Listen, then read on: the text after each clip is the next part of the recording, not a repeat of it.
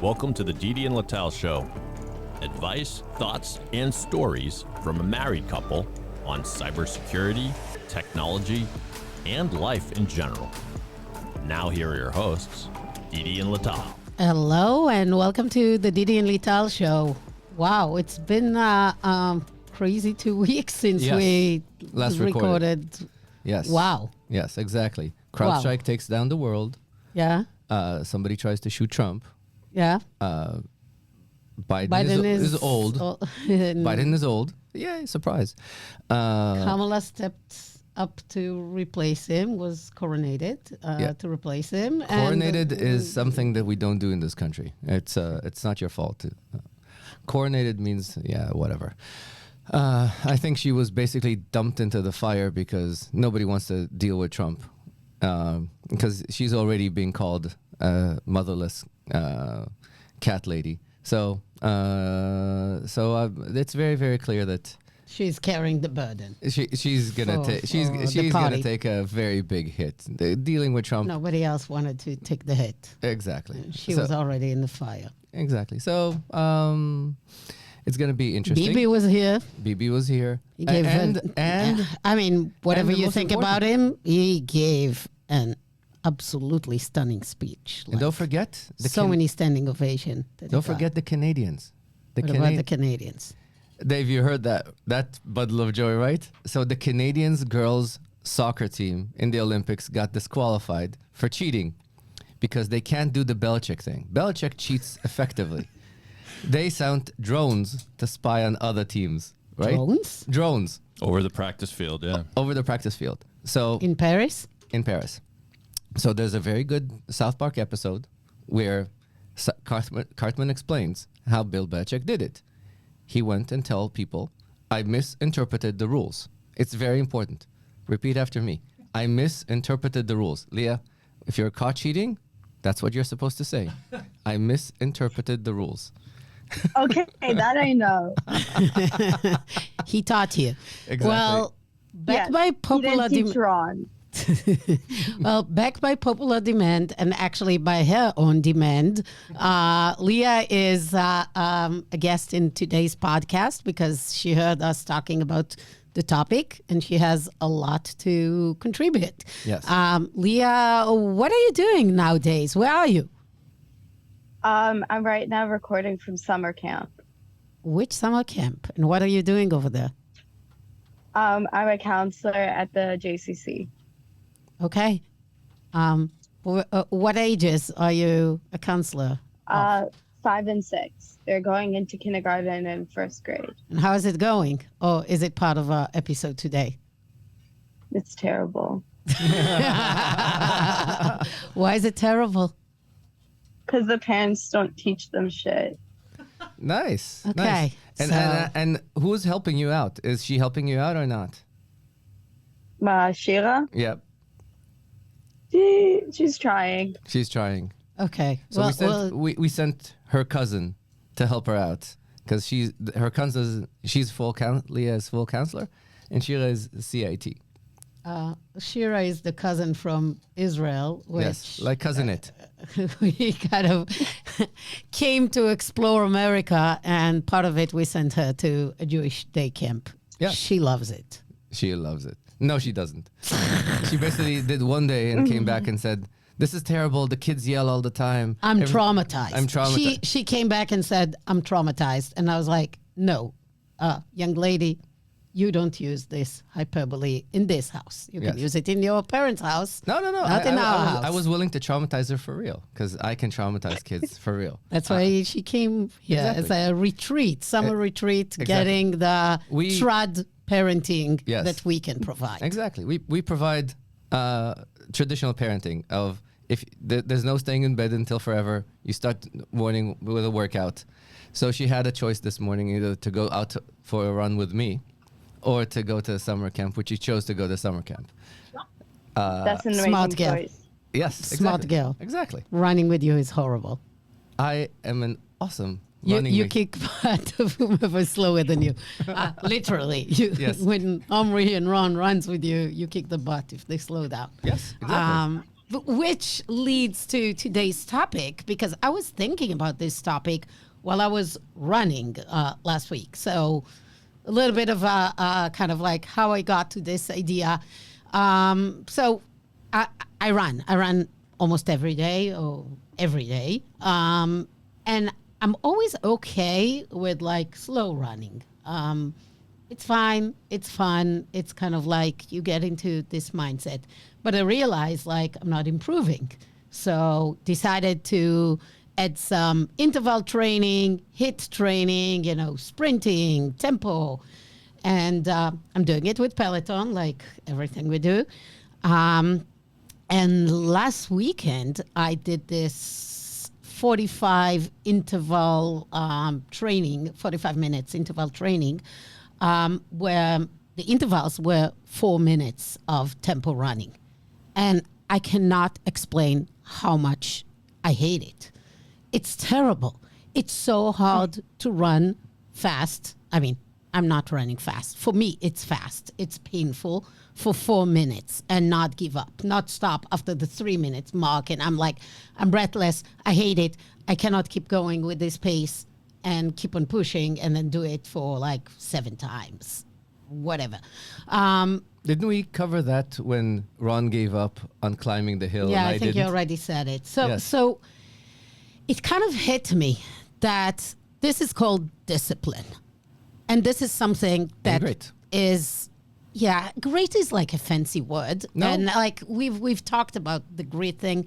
I think it really all boils down to discipline and to the fact that we all lack it and it's not a thing anymore.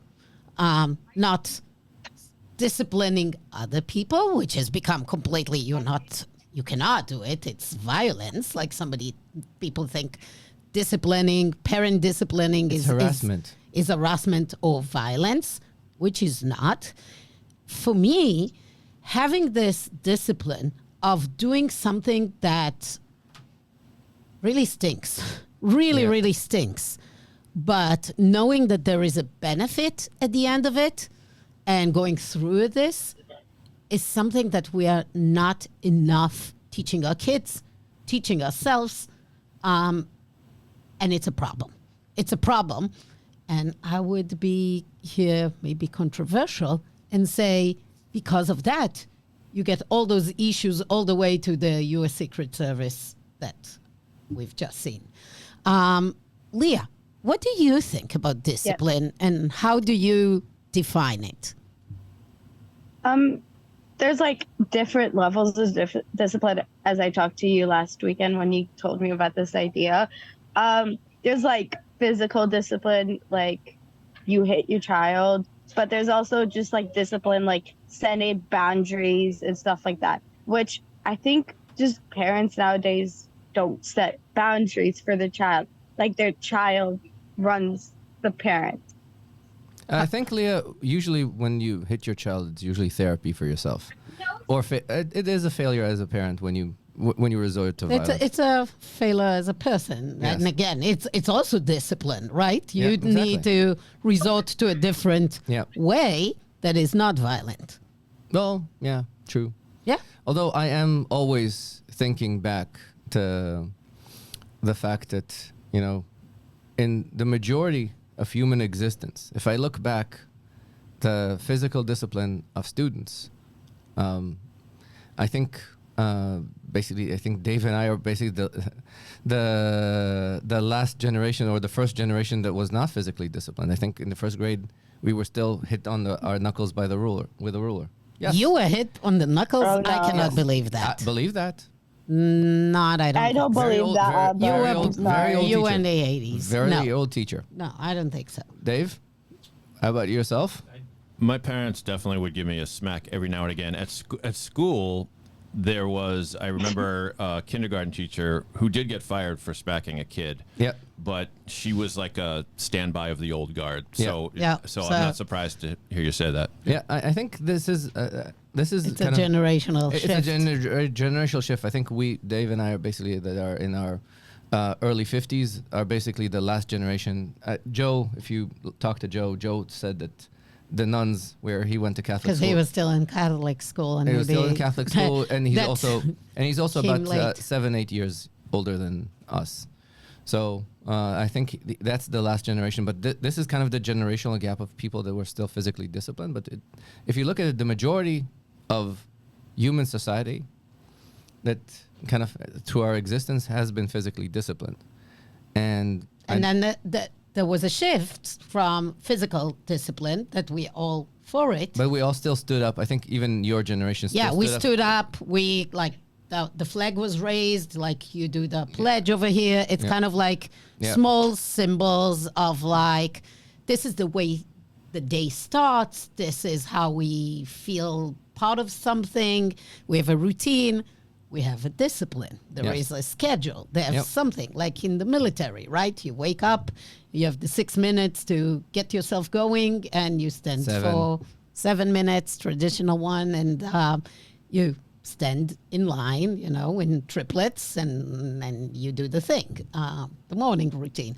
So that forms, and it's like going after against a natural way of slacking, of being lazy, of not, following rules and doing our own thing that, a lot of progressives will tell you, you have the freedom to do it. You should be doing whatever you want. You should be not following any rules or discipline. So I'll start with a non-militaristic thing. Yeah. For example, when I was practicing martial arts, one of the things that you... Which Leia does too, and we can talk about it in a second. Yeah. One of the things that you learn when you do martial arts, Leia's martial arts is different than mine, because I did full contact karate. It's a different type. Yes. It's a different type of you martial did full arts. Full contact and karate. she's One of the things that you karate. need to learn is when you get hit in the solar plexus, to hit back.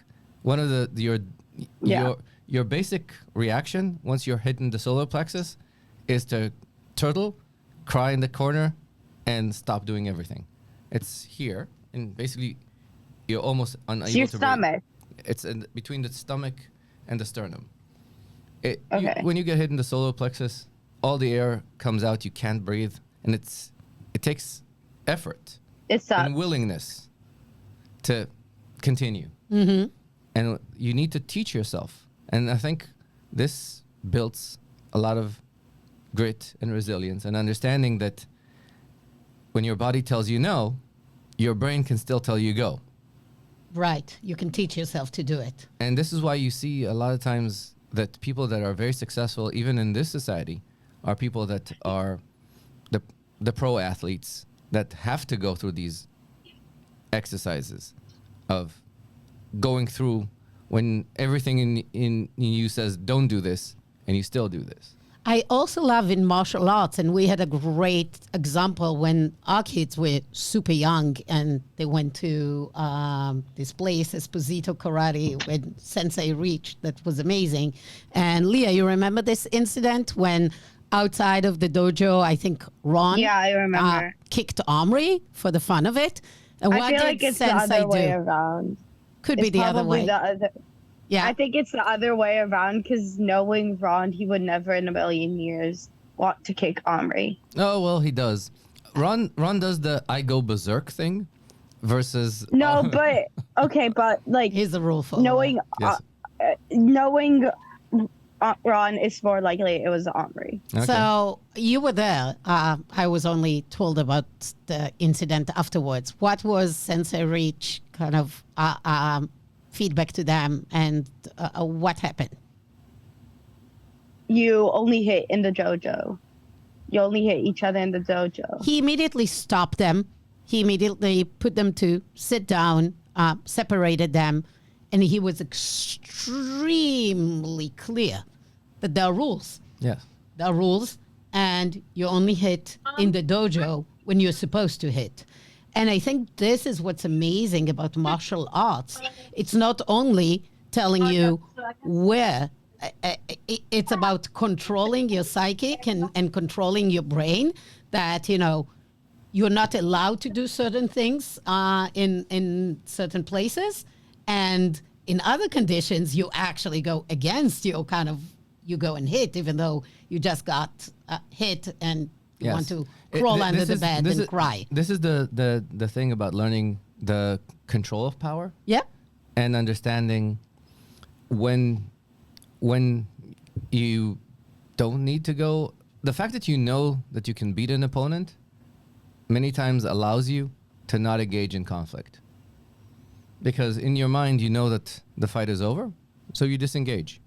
One of the things that discipline teaches you is understand when not to engage and understand when to engage and what type of force to use. And I think this is really relevant to everything in our lives, because a lot of times when I feel offended, I feel threatened, I feel all these things comes from the fact That you were never really, really offended. Truly. Exactly. You never truly offended. You were never truly in a bad situation. You were never threatened. You never felt. It's a misinterpretation of the situation. Exactly. And then Yeah, exactly. exaggeration of reading it. Yes. So not in the right way. I see this a lot of times when I deal with people in the security industry that come from the military backgrounds. They will tell you that people that tell them they feel threatened by somebody yelling at them versus them actually going in a chopper and seeing strafing bullets coming their way and AAA fire coming towards their chopper. This is a big difference of understanding of this is threatened, this is somebody yelling, and you need to understand, and this is the understanding of discipline. And also in terms of the understanding of discipline is the little things. One of the things I loved about the Army is the understanding that you polish your shoes, you shave, you iron your clothes. You invest in your look and Because the way you respect yourself is and how the way you respect present yourself everything. to others is the way that you think about yourself. And it sounds really stupid, especially for intelligent people to think about it. But I think you said it, that men feel more confident when they're in a suit. Yes. Like Barney, It's true. like Barney says. I mean, you put a uniform and immediately you're in the position. You put a suit and you elevate yourself. Yes. That's the psychic of it. Yes. Oh, by the way, I got a really cool jacket because I really need a new suit. No, you don't. Of course I do. He always needs something. No, you don't. Leah. Leah, I need it. You know who needs a new suit? Ron. Yeah. Yes. Leah, He needs a new suit. before I know that we will need to get you back to your kids soon. So maybe talk a little bit about what you see and the lack of discipline and what's the trend you're seeing with younger kids, and does it make you worried?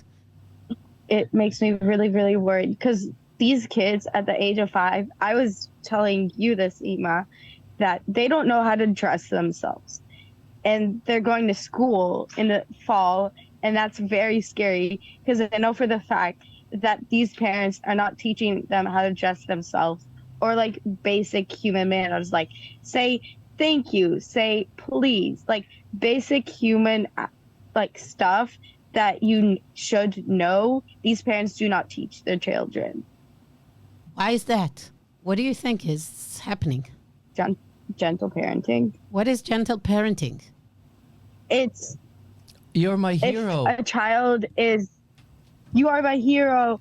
You like it's basically the child is the parent. The parent is just there. They don't do anything. The child basically runs the parent. I saw a camper almost shove a different camper in the street during pickup, and the parent was like, "Oh, don't do that. Don't push another kid." Like instead of physically getting in there and pulling that child away from the street.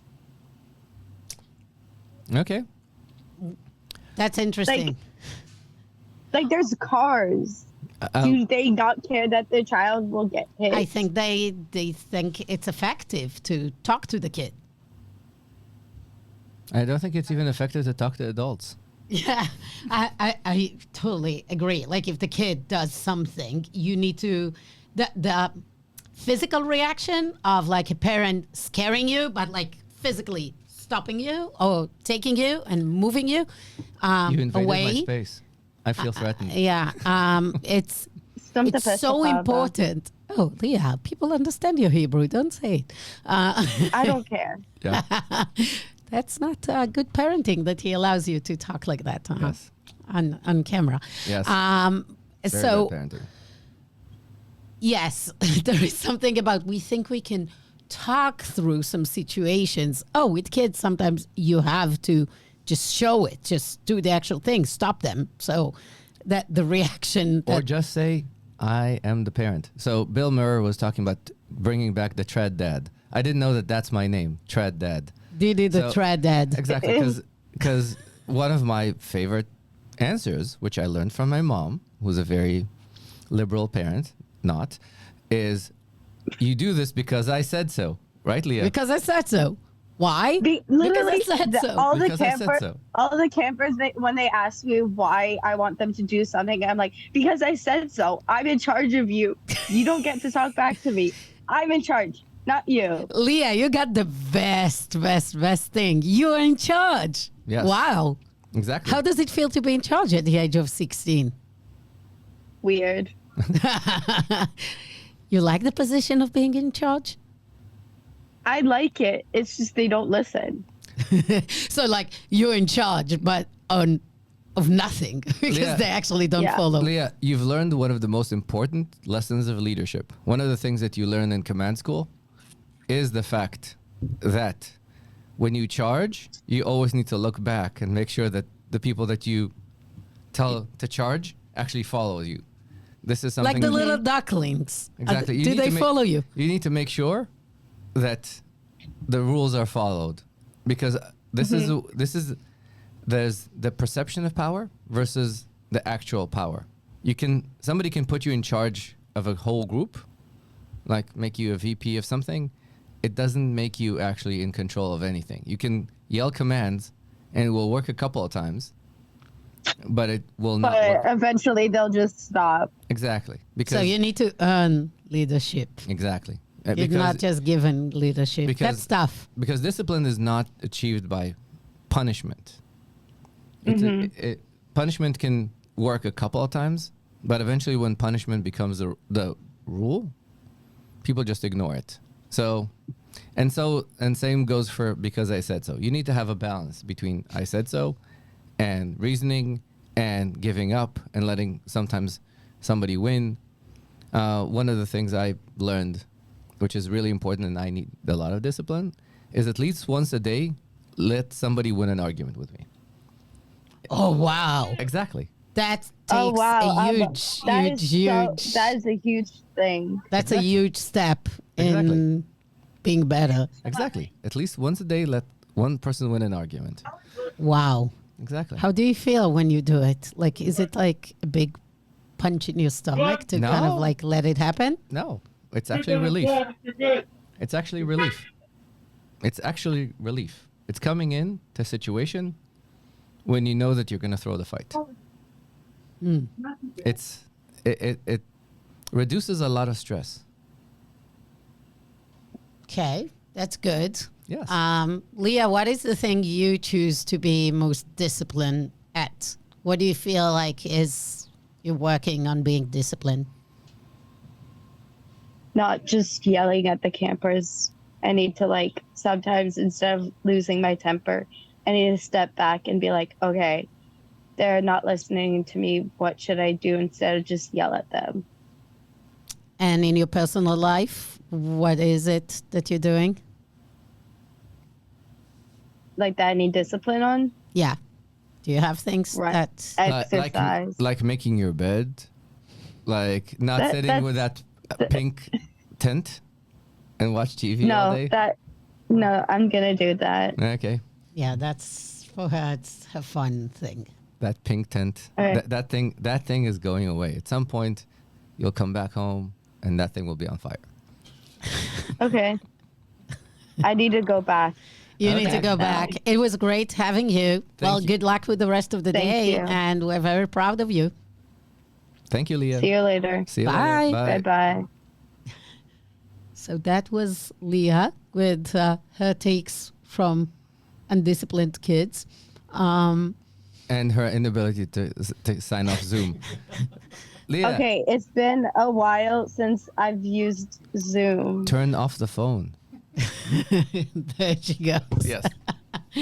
Well, I last week in the All In podcast, they said that hiring Gen Zers these days is crazy because for each position that they are hiring, and they said it's only when they're hiring American Gen Zers. If they hire a remote, it's not an issue. But if they hire here, for each position, they actually bring in 3 employees, knowing that one will quit in the first day. You will just not going to be able to handle it. The second one will just, complain, be toxic, blah, blah, blah. And then the third one will be awesome and will stay. So it's like they don't know who's who. You cannot predict it. No, kind of like they show up. That's the statistics. It's like 1/3, 1/3, 1/3. That's how it goes. So they were like, it's awful. Like, can we go into having like employees that have a little bit more stability, resilience, the ability to stay? Yep. Yeah. And I think it's tough, right? It is like the fact that kids cannot go through the not very tough things in life. So far, I always go through the internship program to hire Gen Zers, because with the internship program, you're always able to kind of let them give up easy, and you have a fail fast and a time checked period of time. Yeah. So So what would the 2/3 that fail do in life? I don't know. Become influencers. The thing is, Like us? no, we're not influencers. Influencing We ourselves. influence ourselves. So Nobody is just being influenced This by is us. just couples therapy. Yeah. But I think, from my perspective, the interesting thing is, Joe mentioned this a couple of times, is that every generation looks back at the previous generation and calls them soft. If Of you think course. our grandparents' generation that survived the Holocaust, Yeah. that's tough, Yeah. and that I required mean, a lot of discipline. World War II, And my grandma came back very, very disciplined about everything, about the food she consumes, about the way she spends, about the way she lives, about how much fun she allows herself to have, yeah. about the fact that the Cossacks and the Nazis are coming across the corner and I think a lot of that generation. When I talk to friends of mine like Larry, and when you talk, because Larry's one generation above us, is closer to my parents' age, his mother and the stuff that they had to deal with through the hardships. And Hardship and deprivation makes you psychic. the fact that you need to deal with serious problems at the age of 10. Real problems. Exactly. Real problems. Survival Not problems. like kids Life and annoying death. you in camp. Life and death problems Yep. at an early age makes your life more disciplined. But this is something that we always need to remember. I mean, it's not that we wish that any of us. We live in a world of Yes. abundance, and we're extremely lucky. Yeah. So this is why I love professional sports, and I love the Army, because the Army forces discipline in a structured environment. But this is something that we also need to remember. So we were talking in offsite this week. I had an offsite. We were talking about the values. And I said that my core 2 values that are most important to me are honesty and fun. Everything needs to be fun, eventually. And Everything? everything. Life needs to have fun. You cannot have... So you cannot have life without some level of fun. Because if you want to maintain discipline, you need to have an outlet. Life is like, think of this as like a river that you dam. The water will find a way, whether you want it or not. So if you have no discipline, then things become like a puddle. and the water goes everywhere, and there's no control and there's no nothing. If you put too many controls, eventually you build pressure and you create breakage. We need to have that balance between these two. And I think we overcorrected into one direction and we created fragile kids because we tried to overcorrect on the discipline that... To only have freedom and fun. Exactly. Endless one. Yeah, and life is not endless fun. Because even when your parents think that you're super sheltered and everything is awesome, cancer happens. Car accidents happen. Life happens. And COVID happens. And you need to have strength to be anti-fragile. This is my thought. And you need to train your system the way you train your immune system Exactly. to handle those things. So Yes. if you are always protected from anything that is a little bit unpleasant, what happens when you cannot protect yourself? The Yeah. unpleasant happens no matter what. Yeah, and growth happens through conflict. We shouldn't forget this. Growth Yep. happens through conflict. Because if everybody agrees... Through crisis. Exactly. If everybody agrees, one of the big cores of Israeli culture, which we failed on October 7th, is to always argue and to always challenge. After the Yom Kippur War, people said if everybody agrees on something, it means that somebody needs to argue against it. And if there is no conflict, there's no questioning, there's no challenging, you will get no growth. And this is a big part of that discipline of understanding when you need to do this and when you need to comply and move forward. Yeah. And I will link it to, this huge failure that we've seen with the U.S. Secret Service. I think there is a failure over there that starts with culture and discipline. Yep. And you see it. I don't want to get into, all this thing about, Listen, the gender and stuff. Forget but that. If anything, A 5'5" person.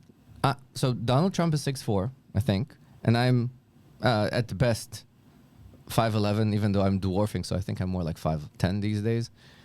And I can't protect him. I have the breadth, I have the girth, but I don't have the height.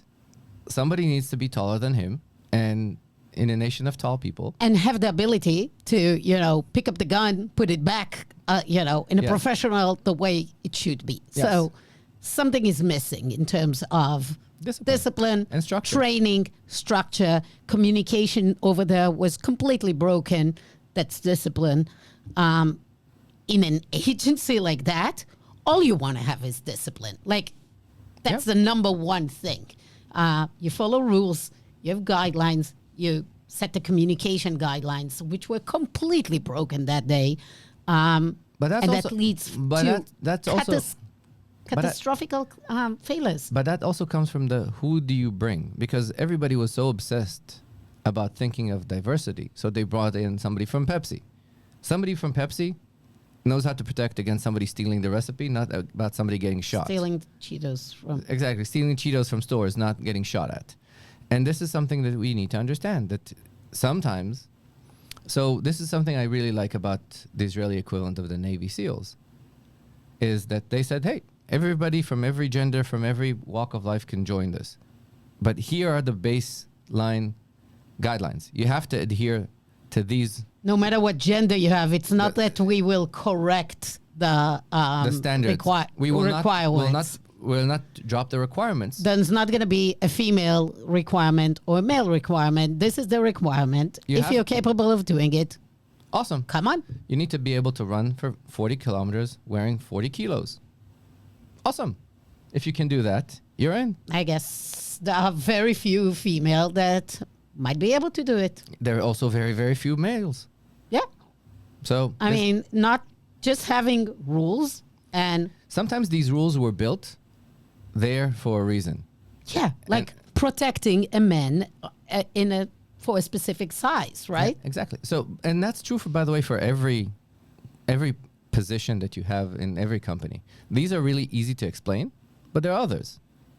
And you shouldn't flex the rules. So one of the interesting things, that we did in Cisco for interview culture, and I loved it. I really loved it. It's to understand, like, the famous window of rules of what are things that are really hard to change, what are things that are impossible to change, what are things that are easy to change. So when you compromise with a candidate, when you hire, understand that if they don't have certain properties, and this is the job requirement, the things that are very hard to cross the gap, and this requires discipline, is to be able to interview 50 people and say no because they lack the core capability that is there for the ability to win. I think we should probably wrap this up, unless you have Because we can talk about the topic forever. Yes. Maybe we wrap this up with saying, what is the one area that you want to improve your discipline in? Me? Yeah. Is there something? So I know what you want me to say about my discipline. Yeah. You already said that you're having a discipline of saying once a day that you're wrong. That's huge. No, let's agree to lose an argument. Agree to lose an argument. Very That's important. Yeah. Precision Okay. of language. Yeah. I think you want me to be disciplined about my food consumption.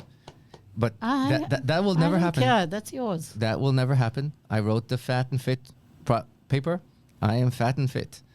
I can still outrun you. As long as I can outrun you, you cannot control my caloric intake.